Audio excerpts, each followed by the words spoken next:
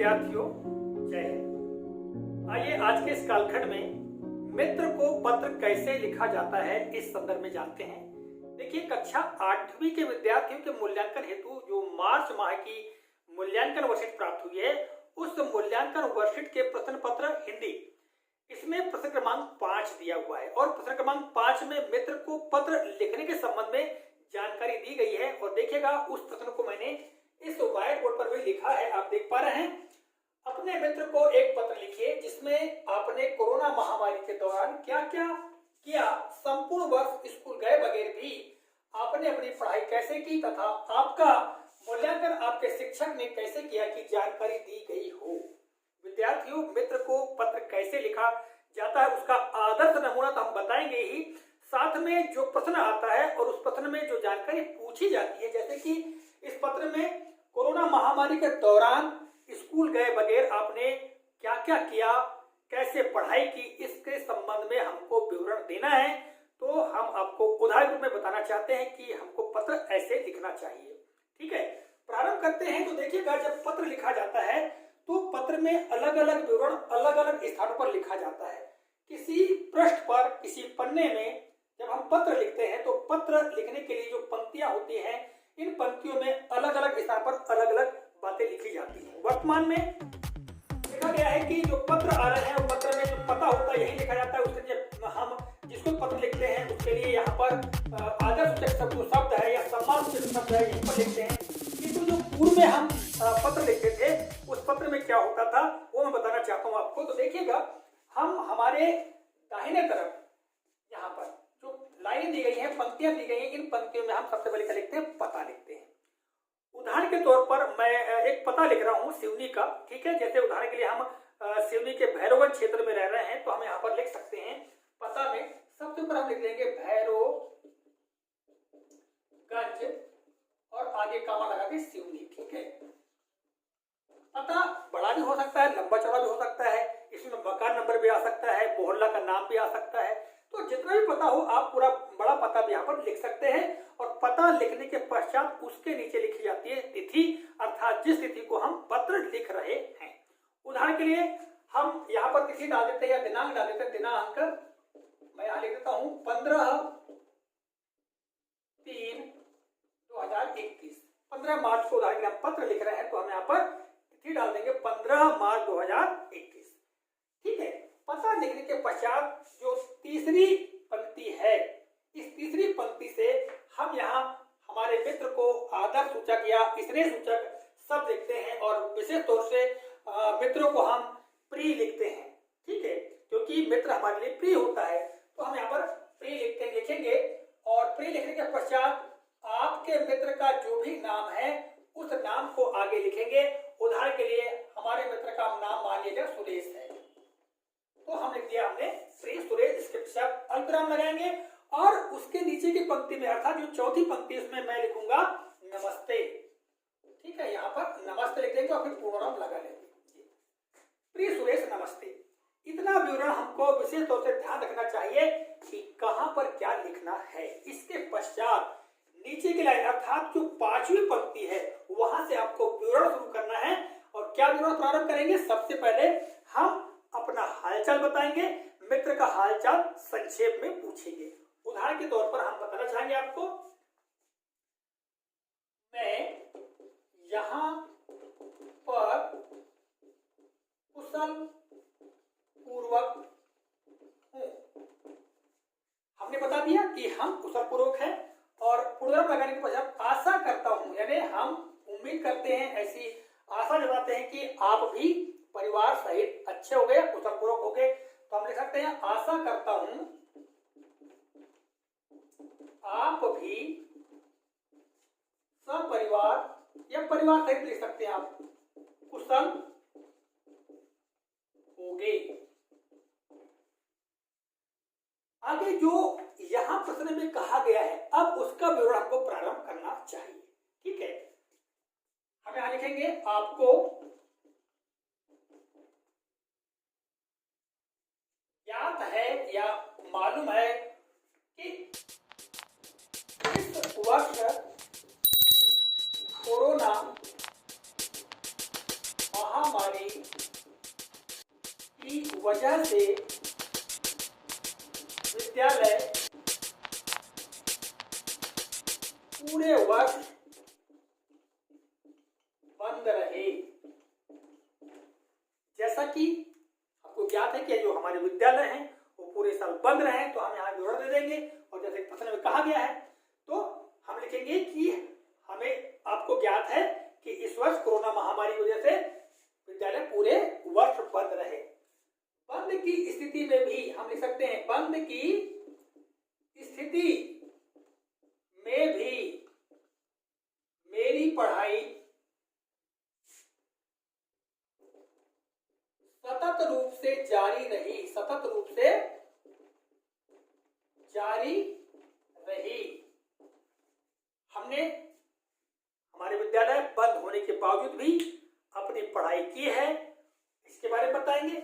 और पढ़ाई किस तरह से की है, जैसा कि यहाँ प्रश्न में कहा गया है, उसका विवरण देना है। मैंने ऑनलाइन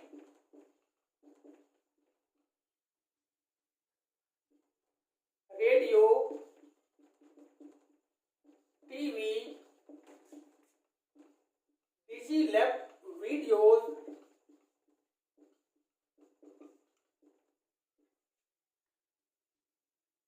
के माध्यम से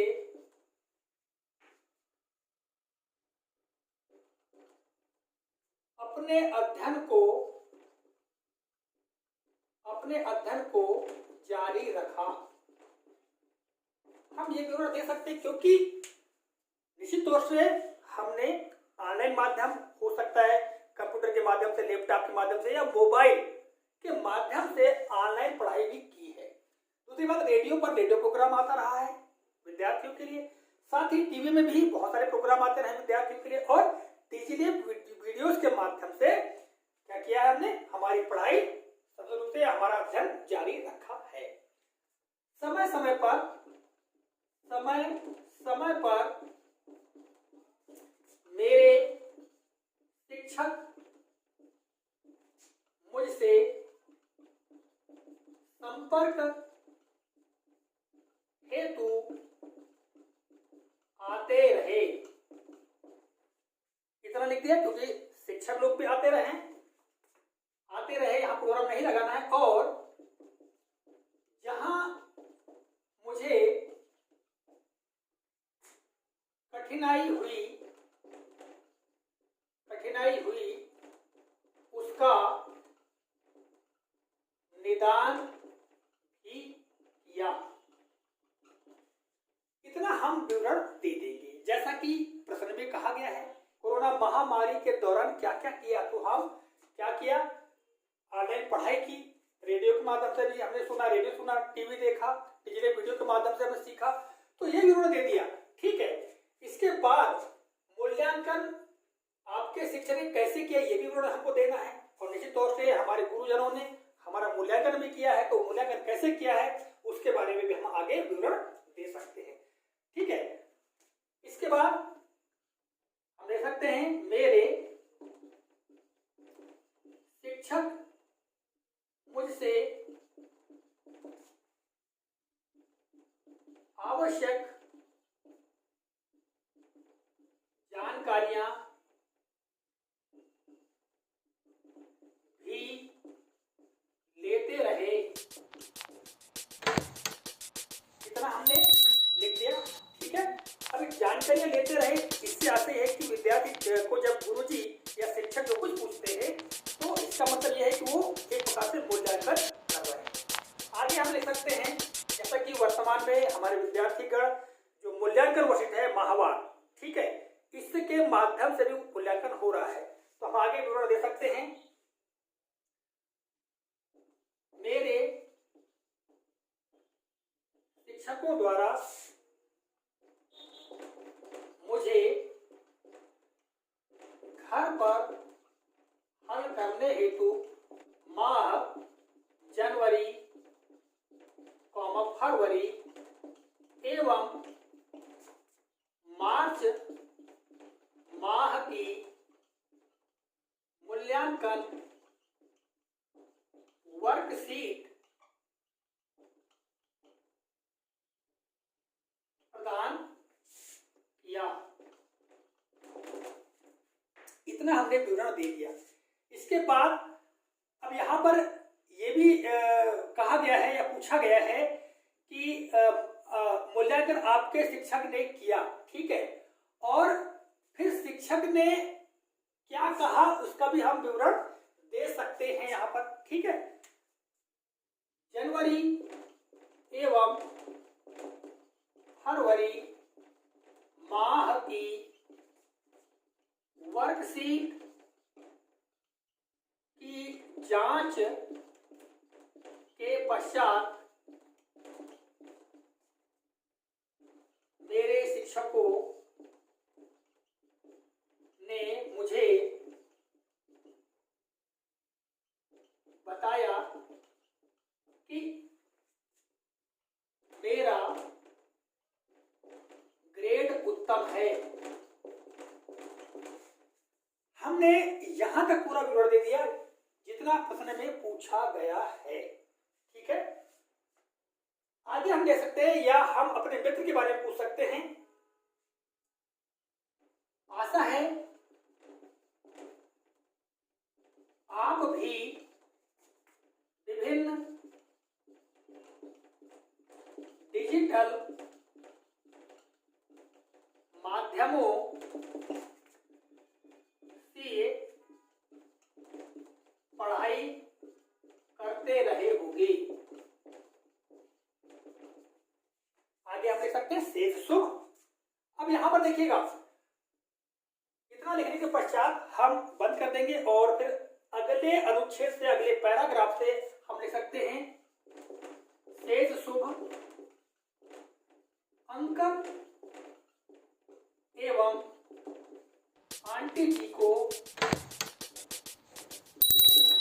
मेरा प्रणाम कहिएगा।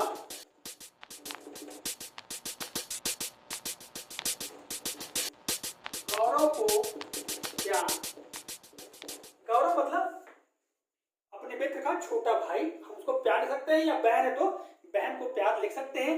इतना लिखने के पश्चात हम नीचे की पंक्ति में हम यहाँ पर हमारा नाम लिखेंगे, अर्थात यहाँ पर हम नीचे की पंक्ति लिख सकते हैं आपका मित्र, और आपका मित्र लिखने के पश्चात आपका नाम जो भी है यहाँ पर नाम लिखिए। उदाहरण के लिए हम लिख देते हैं रमेश, ठीक है। रमेश नाम का बालक है, लड़का है, व्यक्ति है, वो अपने मित्र सुरेश को पत्र लिख रहा है। आप चाहे तो यहाँ पर अपनी सरनेम भी जोड़ सकते हैं, ठीक है, सरनेम भी लिख सकते हैं।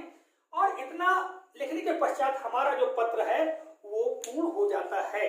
तो विद्यार्थियों, इस तरह से हम इस पत्र को लेकर के पूर्ण कर सकते हैं। और अब देखिएगा, मैंने ये पत्र आपको बताया, जैसा कि प्रश्न में कहा गया है कोरोना महामारी के दौरान हमने क्या क्या किया, उसी का विवरण दिया गया है।